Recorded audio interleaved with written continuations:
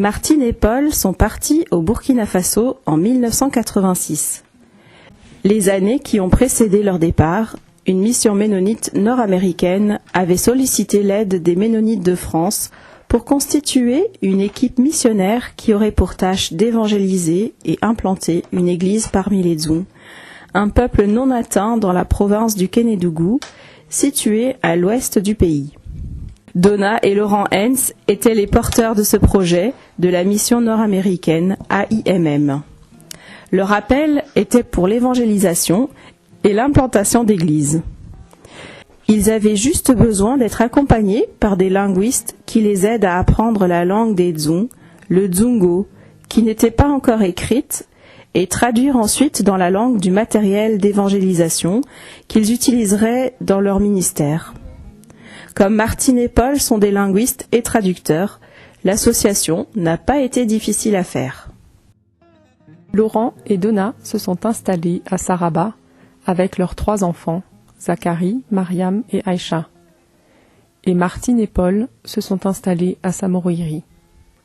La langue Dzungo n'était pas écrite et personne n'avait jamais essayé de la décrire.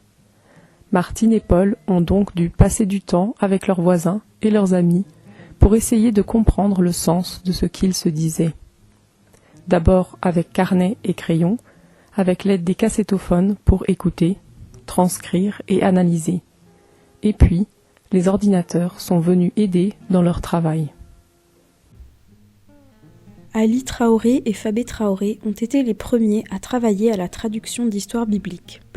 Les histoires bibliques de l'Ancien Testament devaient aider les Dzous à comprendre d'où vient Jésus, le Messie d'Israël, et lever le malentendu que Jésus n'est pas le Dieu des Blancs, mais plutôt le couronnement du plan divin de réconcilier avec lui toute l'humanité.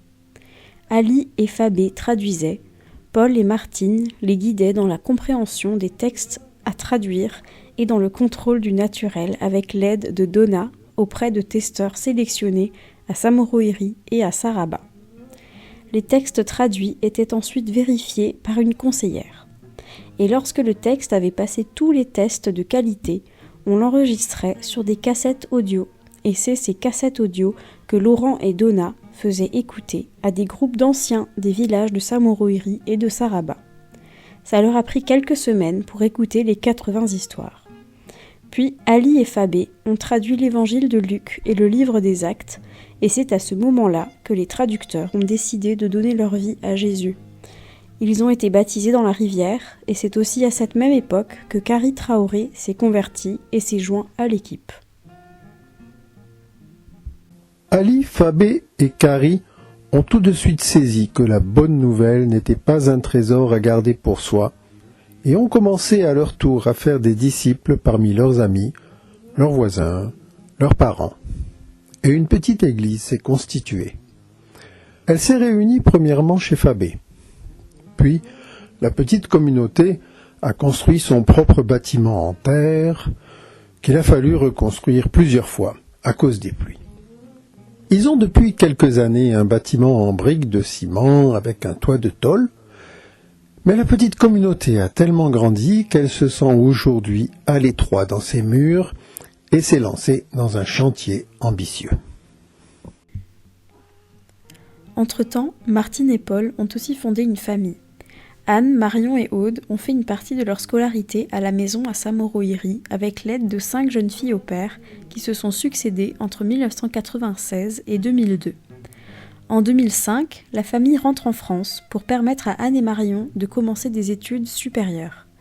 Martine et Paul en profitent pour reprendre eux aussi des études qui leur permettront d'amorcer une nouvelle orientation dans leur service au Burkina Faso à partir de 2010. Paul devient consultant en linguistique en titre. Martine prend la suite d'un collègue dans la gestion des projets de SIL-BF en même temps qu'elle se forme pour devenir elle aussi consultante en traduction. Lorsque Kari s'est joint à l'équipe, il a de suite prouvé qu'il avait des dons pour la traduction. Aussi, lorsque les Solomiaques sont rentrés en France en 2005, ils ont aussi fait des plans pour que Fabé et Kari se forment en vue de plus d'autonomie dans leur travail à l'avenir. Fabé étudie à la faculté de théologie d'Abidjan, où il obtient un master. De son côté, Kari a obtenu une licence à une faculté de théologie à Lomé. En 2012, Fabé et Kari reprennent la traduction du Nouveau Testament, qu'ils terminent en 2023. Ils ont aussi l'un et l'autre repris des études, Fabé pour obtenir un doctorat et Kari un master à la faculté d'Abidjan. En même temps qu'ils terminaient de mettre la dernière main au manuscrit du Nouveau Testament dans leur langue, les deux se sont aussi engagés dans une formation pour devenir consultants en traduction sous le mentorat de Martine. Fabé est aujourd'hui consultant en titre et Kari le suit de près. Aujourd'hui, la communauté Dzung a le Nouveau Testament dans sa langue, avec pour effet la naissance de communautés chrétiennes à Samoroiri, à Saraba, à Diomon. Ces communautés sont elles-mêmes actives dans l'évangélisation autour d'elles. Fabé et Kari sont les pasteurs de ces communautés. Ils sont aussi très actifs dans la formation des nouveaux pasteurs de l'Église nationale. Aujourd'hui, ils ont aussi la possibilité de travailler pour SIL Burkina comme consultants en traduction au service des équipes de traduction du Burkina, du Mali et peut-être même aussi de Côte d'Ivoire. Paul est à la retraite depuis le 1er octobre de cette année, mais il continue d'aider bénévolement et à distance plusieurs collègues avec leurs travaux linguistiques. Martine continue de travailler à temps partiel et à distance pour SIL Burkina Faso dans ses domaines de compétences, la gestion des projets et la traduction.